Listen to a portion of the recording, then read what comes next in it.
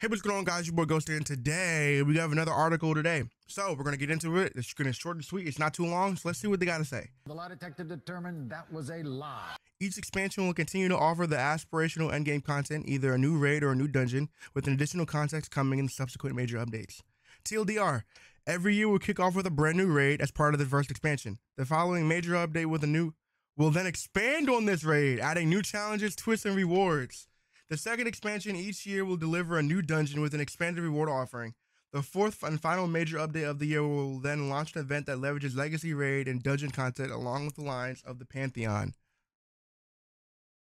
Oh, so we're getting a Pantheon every year, boys. Okay, so So this is gonna be a bit of a throwback for you people who played Destiny 2 at launch when Leviathan was a thing. You guys remember that we had raids and then raid layers. Does this mean they're going back to raid layers? So, because it says right here, every year will kick off with a brand new raid as part of the first expansion. The following major update will then expand on this raid, adding new challenges, twists, and rewards. So I'm considering. Let's keep reading and see what we get. Endgame aspirational content, raids, and dungeons. New raids. Raids are the cornerstone of Destiny. They bring fire teams together to tackle overwhelming odds and create legendary moments with the world of its race. So we're still kicking off every year with a new raid, starting with a new raid and codename Apollo that will stack up against the rich and varied history of experiences in this space. I'm wondering if we're ever gonna get. I feel like it was an opportunity for them to make the hardest raid possible because we're fighting the biggest bad in the universe in the Witness. I don't think we're ever gonna get another raid that hard. I hope we do. Granted, I haven't done it, but it was such a fun thing to watch, and it's incredibly fun to watch. I can't wait to do Salvation's Edge. I'm still waiting for the team, but I think it was such a penultimate. It was such a penultimate point in the Destiny's career that this raid had to be hard. If other raids continue to be this hard, that's cool too. But don't matter to me. Raids will continue to offer multiple pools of exclusive weapons, armor, and exotics. They specified multiple exotics, maybe. These can be attained at higher tiers by taking on additional challenges. Facing the tall task of following up Salvation's Edge, we are exploring some unique twists on the raid format. There it is. This is one of the areas where we will not be giving very much information about in the future, as we don't want to risk spoiling the day one experience for raid race. Understandable. Raid feats. Our current iteration of master raids and challenges have followed a similar format for a few years, and now it's time to make a change to the formula. Starting with codename Apollo, new raids will support a raid-specific form of challenge customization, where players can select modifiers called feats. Feats will expose and enforce rules such as time trials, contest combatants, and other modifiers unique to that raid. The more feats active during a run, the better chance to earn higher tier rewards. By the way, I'm sorry if you guys see my voice cracking. I've been sick for the past like a week and a half. It's not as bad, but it just cracked a couple seconds ago. But it's not bad because I didn't drink that much water. But I've been coughing up a storm for the past like a week and a half. So if I cough, if my voice cracks, I'm sorry. Just enjoy the content as much as you can. Hopefully I'll get better soon. Raid challenge update. In the first major update following codename Apollo, the raid will receive a challenge update, adding new rewards, new mechanics, and new feats, and potentially even a new encounter. This update will kick off the raid race event to be a venue for an experienced raiders to further challenge their skills. In addition to the highest tiers of raid rewards being available for these challenges, a new and exclusive reward will be added as well, including new weapons and a catalyst for the raid's exotic weapon. Okay, we'll take it. So this is not raid layers. You guys didn't know raid layers were like a separate portion inside the same raid. So it would be a separate portion of the raid. It had the same design style as the raid, but it was a completely different raid, but smaller on a smaller scale. So, but they got rid of it later in the year. So they're basically, this is going to be kind of the same thing, but instead of a separate raid, it'll just be attached on to the raid. So it'll be bigger. The raid will get bigger as the expansions come. That's really good. New dungeons. Dungeons are an important part of the endgame activity ecosystem. They provide an accessible raid-like experience that features unique encounters and mechanics that demand less social coordination and scheduling. So codename Behemoth, the second expansion of the year, will include a brand new dungeon. Also, because the dungeon will be launching as part of the codename Behemoth expansion, there will no longer be a separate dungeon key. Additionally, the reward offering for new dungeons will be expanded to include full weapon and armor sets on par with raids. W. New raid event. Into the Light introduced a raid boss rush event called the Pantheon to put the fire team's capabilities to a test. This event showed us that our community is hungry for new experiences that break the mold of our traditional raids and dungeons. So in the fourth major update of the year, we're playing for another event that introduces novelty and allows our team to experiment with legacy raid and dungeon offerings to create surprising aspirational challenges. We are very early in design stages of this event, so more details are as we develop them. Rated dungeons in the core game. Dungeon content will also figure prominently in the new portal as well as the new Pinnacle Ops category. For more information on the portal, see deep dives here. Several updated dungeons will be available to launch and play with full challenge customization. While raid content will not initially be part of the portal's category, we're exploring ways to incorporate it in the future release. Until then, new and legacy raid content will continue to be available in their current locations along with exclusive reward pools. Okay. Overall, I'm excited. What I am confused about, because they continue to say the when they announced Pantheon and stuff, that Pantheon's coming back, it says, hold on, let me find it. Experiment with legacy raid and dungeon offerings.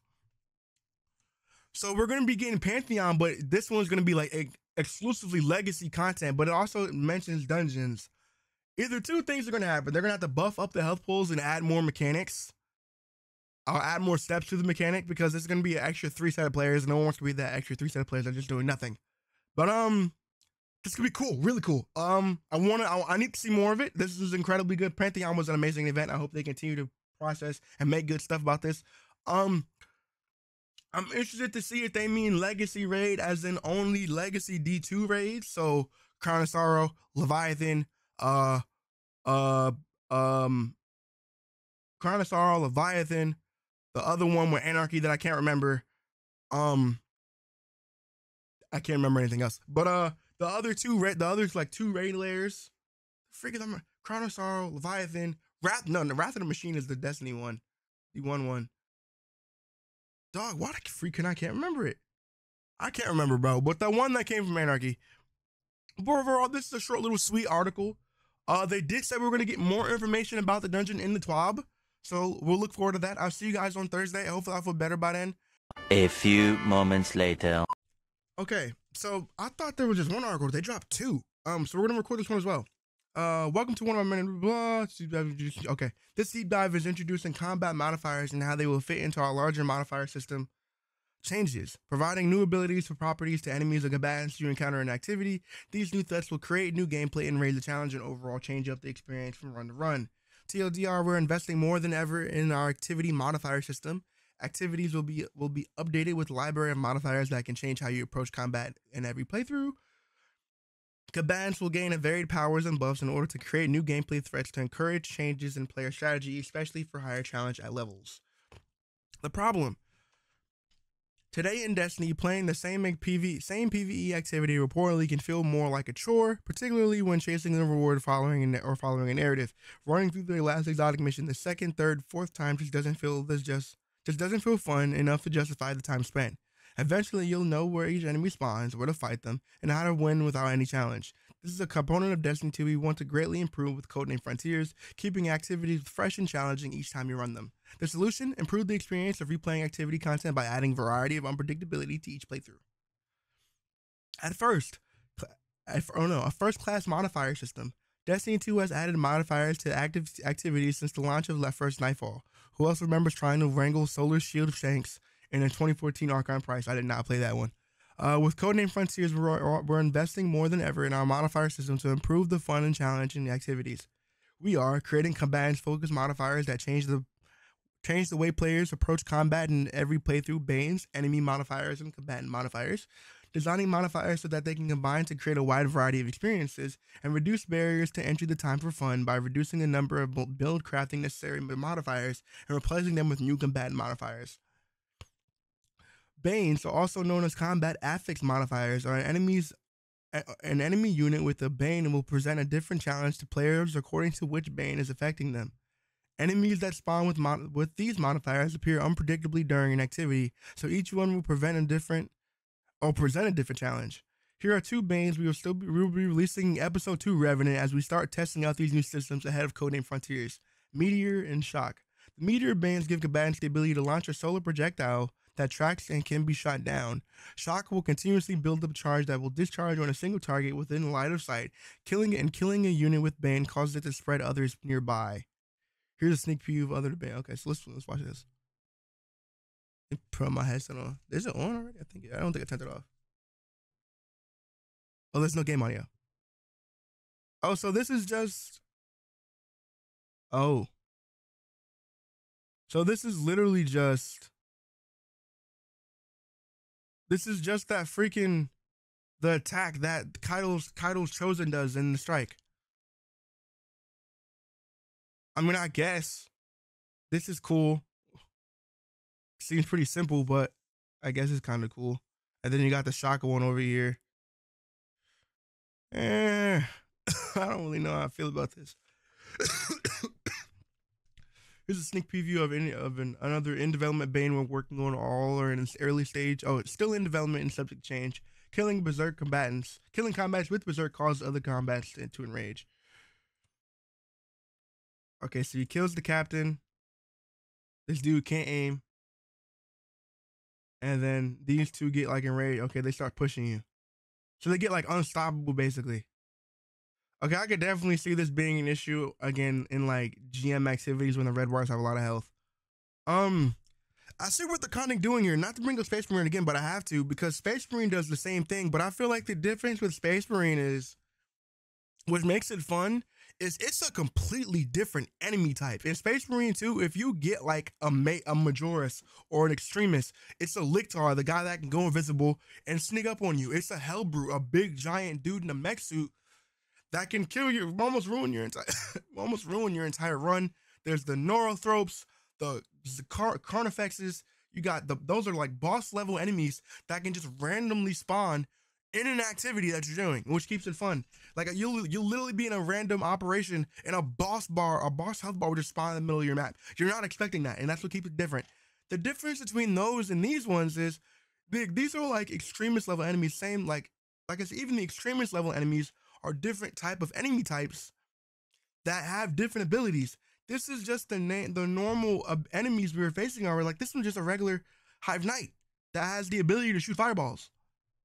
So it's not that much different, I guess. I mean, I guess they can make a whole new enemy that does this ability, which would be kind of fun, but it doesn't hit the same as Space Marines does because it's the same dude we're already used to fighting that just has a new move, I guess, kind of. And these are moves that are already in the game. This is literally the same fireballs that Kaido's Chosen shoots in the Proving Ground strike. Which, like I said, it's cool, but it don't seem that intuitive. Like I guess you gave the Hive the ability to use this attack, and I guess so. And then what? He could shoot a Wonder Waft fire bolt at you. Oh, how much damage does it do? Let's see, but hold on. It didn't even do that much damage. Oh, he killed him before he shot. He killed him before he shot it. Okay, but that little AOE. Let's see if I can slow this down real quick. Put it like 0.25 speed. That little bit. Okay, right. Okay, so that's actually a pretty big AOE. That's actually pretty big.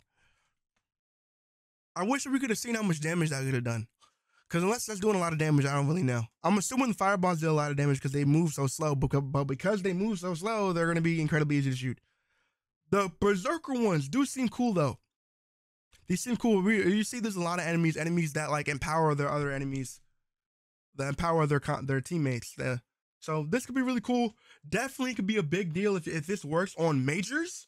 If you kill a major and there's other majors around it, and then they, like, start pushing towards you. Or like those shielded shanks that they get enraged and they have like those shielded yellow bar shanks and they start pushing you. They have a crap ton of health.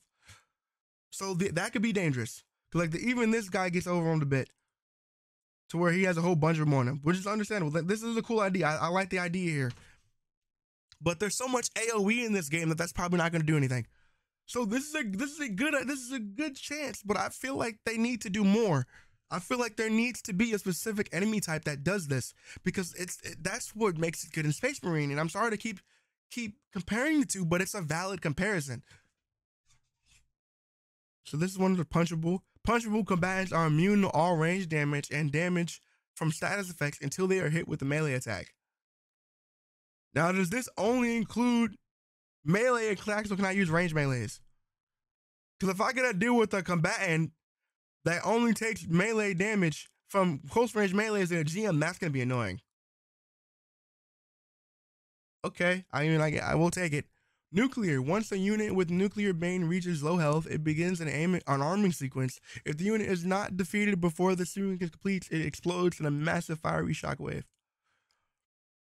Okay, so he does like, he goes up here, he does like this little, this looks like a raid wipe mechanic. Hold on. Is that 10 damage he's doing? Let me go back. He's shooting him for 10 damage. Unless that's just a burn. He's just whiffing. I can't even tell. But what I can tell is he's similar. He takes less damage similar to when you're shooting an unstunned champion.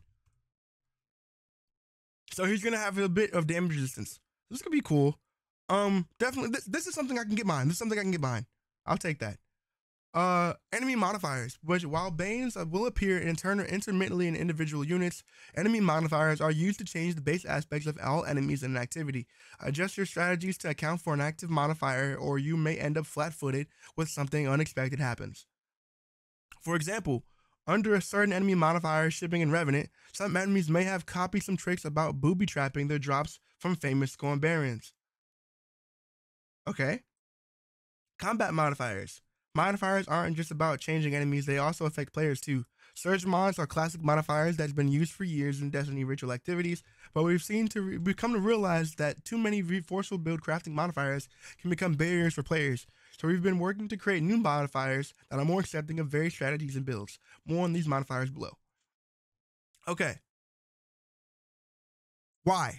Already, why? What about champions? Will they be using Banes too? Champions still exist for our new future for modifiers, but they will not be hosting Banes. Why?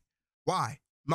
Make it. That's the perfect opportunity. This would be a great opportunity to get rid of champions.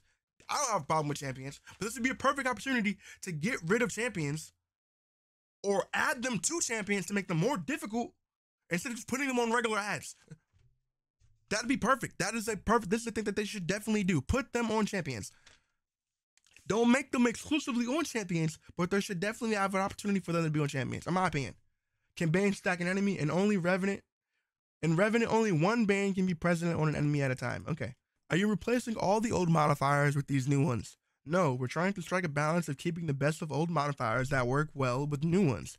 But these new modifiers raise the bar enough that we will most likely start to retire the older ones over time. My opinion, please let me know if I'm wrong. They need to put these on there. I would be so excited because, like I said, this would fix it. It wouldn't be like the normal enemy. It would be kind of normal because champions are normal enemies, but you'd be able to see it would be a stark difference, similar to what I said in Space Marine. I'm sorry if y'all are trying to make a player in Space Marine, but it's such a good example. Anyway. Let me know what you guys think about this in the comments below. I think this is actually the last article. Thank you so much for coming to the video. Hope you have a good rest of your night. And remember, stay spooky. Peace.